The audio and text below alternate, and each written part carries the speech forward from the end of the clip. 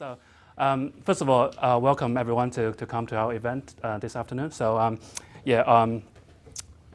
I think we should really give Jessica, credit for organizing the book, because Jessica is the one who obviously initiated the process.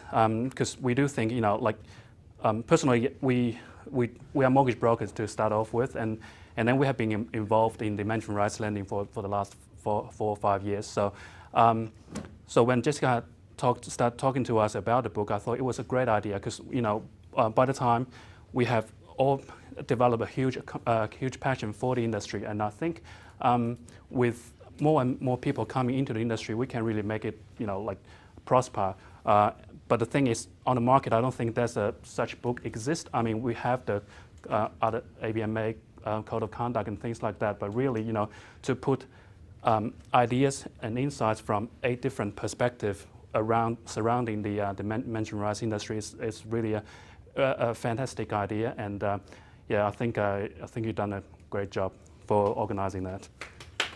Yeah. Okay. My name is Jason. I'm from Golden Water Finance Group. So we specialize in management rights lending. So essentially, we sort of talk to people when they start the journey of looking into buying management rights, because obviously, as the time goes along, most people will need finance to buy business or to buy properties. So I think what our difference is actually, to jump into the journey with our clients early, so that we get an understanding and provide advice based on the situation, so that people actually know what they should and could afford to buy. So that saves a lot of time and energy, because once you started that journey, you've started spending a lot of money on legal fees, verification, and things like that. So we want to make sure that every dollar spent is worthwhile. So today, what I would like to talk about, that's obviously not included in the book. So the book has its own content. But today, I just wanted to sort of share what we have learned from the finance perspective about the business.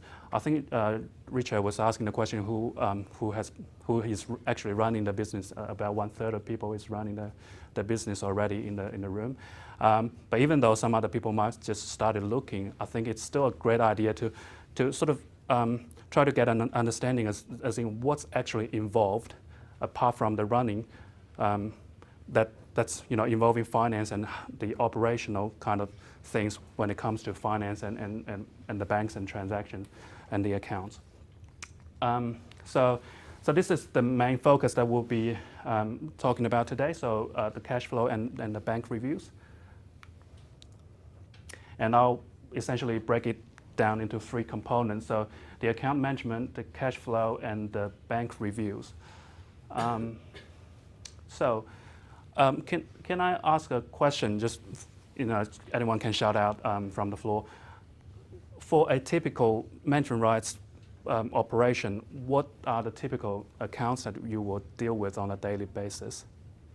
Trust account. Trust account. Anything else? Or anyone else? General account.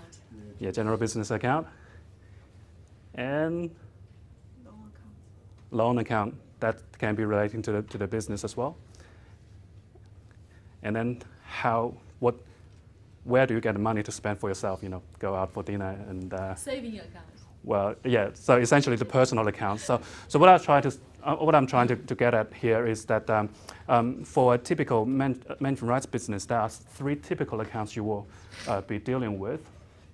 So you can see the business operation is in the middle, but you will be dealing with trust accounts, business accounts, and your personal account. So, and the relationship, and I guess first of all, I guess we need to get our basics right? So, the different type of accounts actually determines whose money that is, or rather, it's probably the other way around. Depending on whose money it is, you put it into different accounts. So when it comes to trust account, obviously, it's not the manager's money, it's the owner's money, essentially, or the tenant's money when they are paying rent.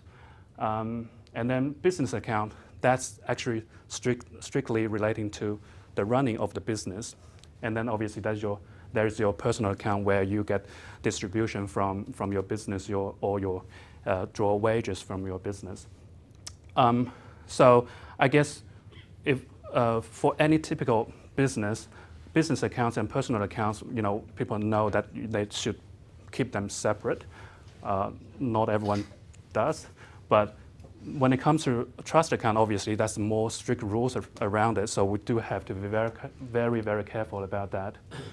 So essentially, from the lettings perspective, obviously you get tenants make the rental payments, and then that goes to your trust account.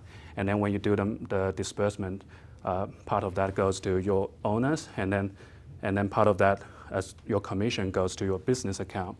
And then depending on your situation, you might want to draw some of that for your personal living, so that goes to the personal account. So that's essentially the relationship between those.